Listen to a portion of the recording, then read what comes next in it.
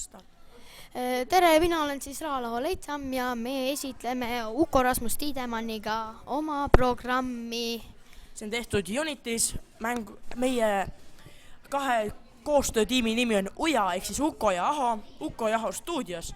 See on siis meie mäng, programm on Unity nagu mainitud, 3D programm, milles on kerge luua mänge, ka muid süsteeme nagu arhitektuuriprogramme, sõjaväelisi programme, tulekahjuohutust ja kõiki programme, mida on vaja inseneril vaja. Mänguga saab teha siis, mängul on väga palju võimalusi, kerge õppida. Unityga on tehtud ka väga paljud suured mängud, mis on praegu müügil kalli raha eest, müügil ka telefonidele on võimalik ka teha 2D mänge. Ja me näitame siis meie mängu või tegelikult see esimene asi, meil on siis tehtud siin seinad, mis me oleme teinud ja meil on mitu asja peale seinte, point light, see näitab, kust tuleb valgust. Meil on mitu valgusallikat, õhus hõljuvad. Siis on vastane ja meie enda mäng ja nad on nagu tic-taci kujulised olendid. Vastased on sellised silindrid ja meie mängija on samamoodi silinder. Nagu tic-tac. On olemas ka meie mängijal on olemas relv, millega ta lööb, millele meil on tehtud animatsioon. See on meie mängija, talle on pandud kaamera, et näeks, ja relval on animatsioon, mis liigub ja on veel teised animatsioonid. See on siis selle relvasüsteem. Siin näitab ta näiteks, kui palju vastaselt elusid võtab. Siin on, kui kaugelt on maksimum, et ta lööb ja igasugused muud käsud. Seda on siis kõik kerge õppida, kui sa tead, mis tähendab. The Maze on siis meie asja nimi, animatsioon ja on ka muidugi teisi asju. Meil on ka teisi animatsioone. Kohe näitame, kõigepealt näitame tegelikult vastase elude süsteemi.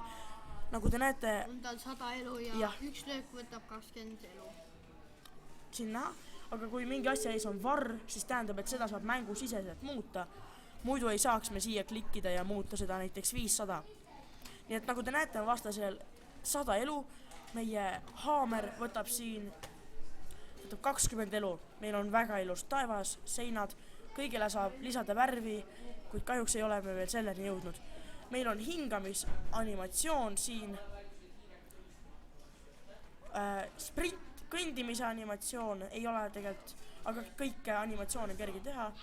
Siis sprintimise animatsioon hakkab kohe kiiremini käima ja löömise animatsioon, mis võtab 20 elu maha. Ja nüüd me liigume vastase juurde ja hakkame teda tapma. Uuesti. Ja nüüd me oleme vastase juures, meie tic-tacikese juures ja hakkame teda lööma. See on siis silinder, kellel, nagu te näete, on siin 100 elu. Ja kohe hakkavad elud kahanema. Lööme 80. 60, 5, 40, 20.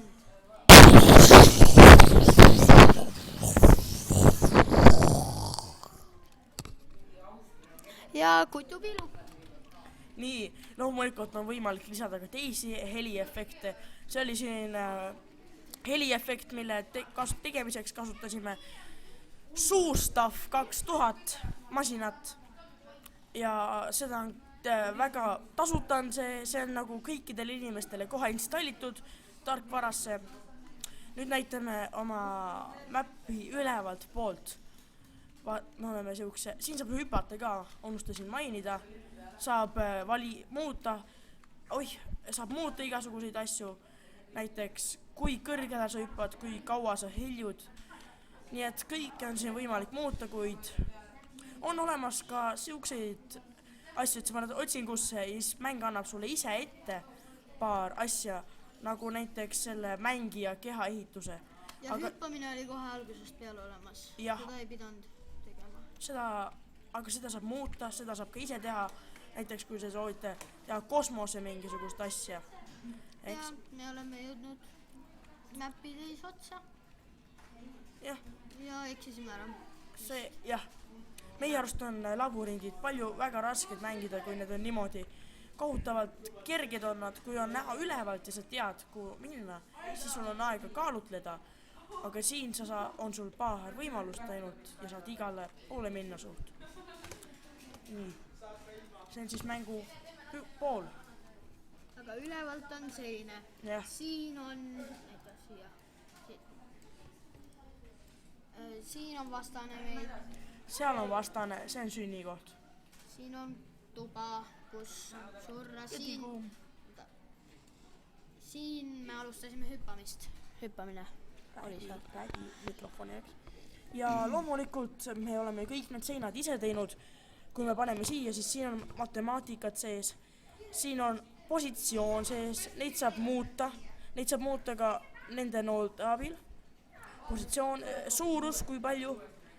Siin on ka nurgad, kui palju näiteks, kui me paneme siia 50, siis see keerab ennast. Y-it, kõike keerab. Animatsiooni on siis siin ja saab teha kõigile. Mänguala, see suur alumine plate, seda saab loomulikult suuremaks teha, võib teha lõpmatuseni.